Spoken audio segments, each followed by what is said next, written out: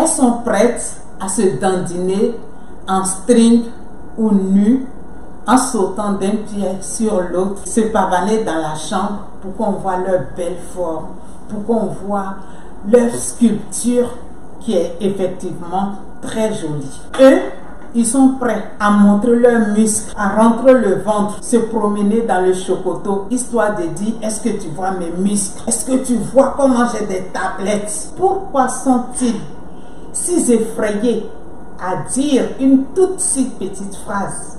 C'est ce que nous allons savoir dans cette vidéo.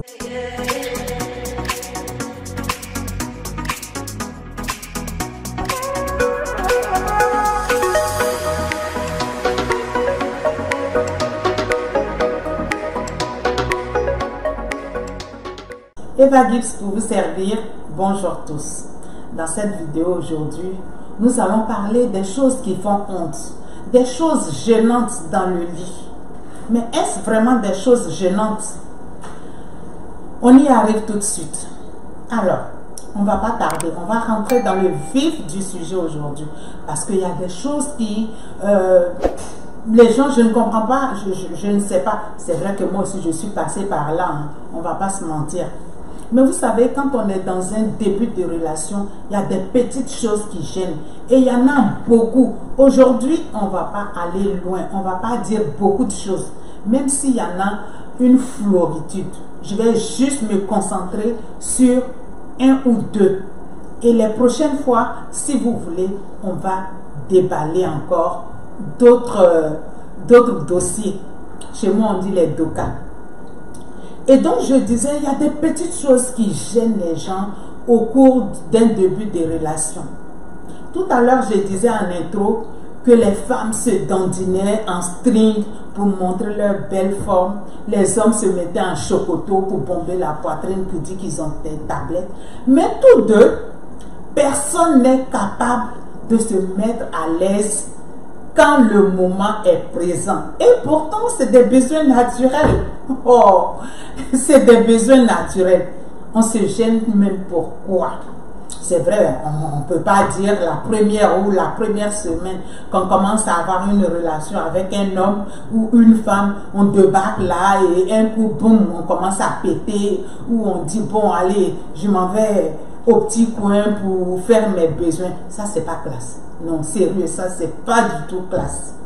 Mais par contre, quand on est habitué l'un à l'autre, au bout d'un certain temps de relation bien suivi, je pense, cher monsieur, chère dame, qu'on peut se mettre à l'aise. Oui, on peut se mettre à l'aise. C'est des besoins naturels. Pourquoi est-ce qu'on ne le ferait pas? Au contraire, c'est quand on ne le fait pas que ça devient dangereux. C'est des besoins, vous les mystifiez. Pourquoi? Il ne faut rien mystifier. Je vous dis que c'est naturel.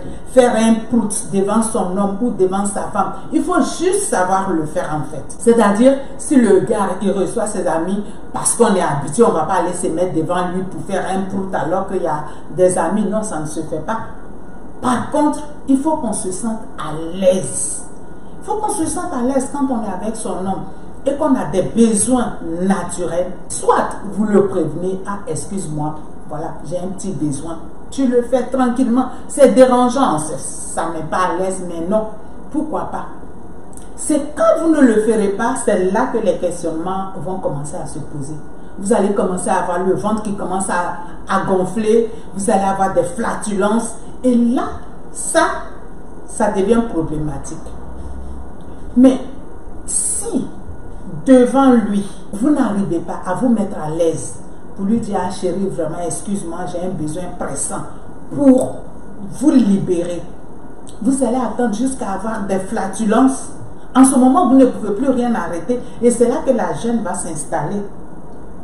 Moi, ce que je dis et que je vous propose de faire, c'est que dès l'instant où on a pris ses marques avec son homme, avec sa femme, on peut se permettre d'avoir ces besoins naturels qui ne sont aucunement gênants. Parce que rappelez-vous, je ne sais pas si parmi vous, il y a des gens qui ont déjà été opérés, mais ce qui est sûr, quand vous êtes à l'hôpital, que vous avez une intervention chirurgicale, après la salle de réveil et tout, quand vous êtes dans votre chambre, quelques heures plus tard, les soignants viennent vous voir. Surtout si l'intervention a eu lieu sur le ventre. La chose qu'ils vont vous demander en première intention, madame ou monsieur, est-ce que vous avez eu des gaz? Et là, tu vois les gens qui se gênent, qui se dérangent. Mais non, c'est normal, sinon on ne vous poserait pas cette question. Parce qu'il faut savoir que quand il n'y a pas de gaz, ça veut dire que quelque part le tuyau est bouché. Quelque part, il y a une occlusion. Et quand il y a une occlusion, ça devient grave. C'est pour ça, quand on vous opère, on vous pose des questions de savoir est-ce que vous avez eu des gaz? C'est la première chose. Et après, on vous dit est-ce que vous avez eu des selles?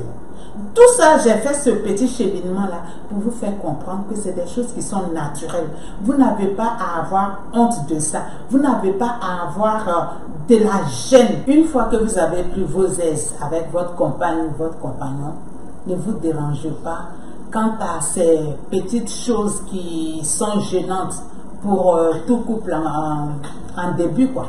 Mais normalement, mettez-vous à l'aise.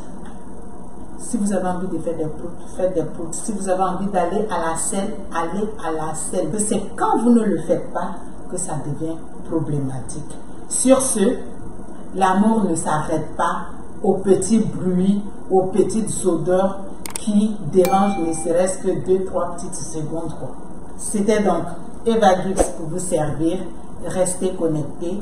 Et pour ceux qui arrivent ici pour la première fois, n'oubliez pas de vous abonner, de toucher à la cloche de notification pour être toujours informé à chaque fois que je sors une nouvelle vidéo.